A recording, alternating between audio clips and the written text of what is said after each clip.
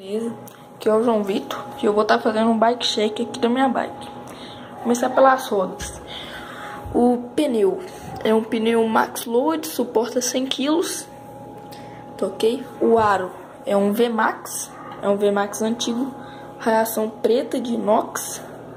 O cubo é um Quando, deixa eu ver se eu consigo dizer ele aqui, ó. Vou mostrar pra vocês.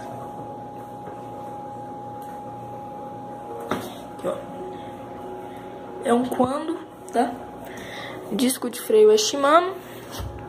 A pinça também é Shimano. Mecânica. Mesa Promax, caixeira são Neco.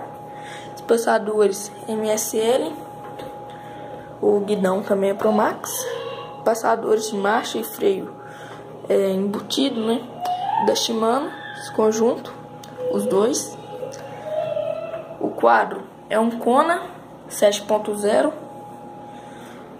Pé de vela Shimano, normalzinho. Aqui atrás o disco de freio também é Shimano, a pinça também. O aro é o mesmo, o VMAX, o pneu é o mesmo também. Aqui, ó, é uma catraca de 7 velocidades. Tem que trocar isso aqui e colocar um cassete. O passador de marcha é um Shimano. Um pedal, nem sei qual é a marca desse pedal. Passador dianteiro também é Shimano. Essa corrente aqui é Shimano também. E a mesma suspensão. Suspensão é uma Vox 80 mm.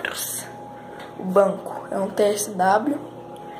A braçadeira aqui também é TSW. O carote eu não sei qual que é.